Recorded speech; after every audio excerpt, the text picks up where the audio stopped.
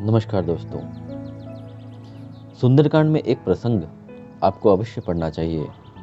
मैं न होता तो क्या होता। अशोक वाटिका में जिस समय रावण क्रोध से भरकर तलवार लेकर सीता माता को मारने के लिए दौड़ा, तब हनुमान जी को लगा कि इसकी तलवार छीनकर इसी का सर काट देना चाहिए। किंतु अगले ही क्षण उन्होंने देखा मंदोदरी ने रावण का हाथ पकड़ लिया। यह देखकर वे गदगद हो गए। सोचने लगे, यदि मैं आगे बढ़ता तो मुझे ये भ्रम हो जाता कि यदि मैं न होता तो सीता जी को कौन बचाता।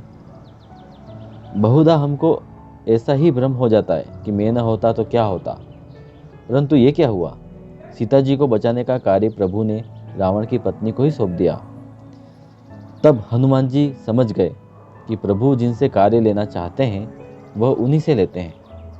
आगे चलकर जब त्रिजटा ने कहा कि लंका में बंदर आया हुआ है और वह लंका जलाएगा, तो हनुमान जी को बड़ी चिंता हो गई कि प्रभु जी ने तो मुझे लंका जलाने के लिए कहा ही नहीं।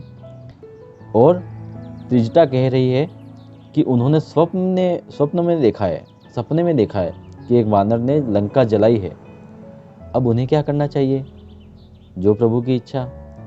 जब रावण के सैनिक तलवार लेकर हनुमान जी को मारने के लिए दौड़े, तो हनुमान जी ने अपने आप को बचाने की तनिक भी चेष्टा नहीं की। और जब विभीषण ने आकर कहा कि दूत को मारना अनीति है, तो हनुमान जी समझ गए कि मुझे बचाने के लिए प्रभु ने यह उपाय कर दिया है। आश्चर्य की पराकाष्ठा तो तब हुई जब रावण ने कहा कि बंदर को मारा नहीं जाएगा, पर पूंछ में कपड़ा लपेटकर घी डालकर आग लगाई जाए। तो हनुमान जी सोचने लगे कि लंका जलाने वाली त्रिजटा की बात सच थी, वरना लंका को जलाने के लिए मैं कहाँ से घी, तेल, कपड़ा और आग लाता, कहाँ ढूंढता। पर वह प्रबंध भी रावण ने कर दिया।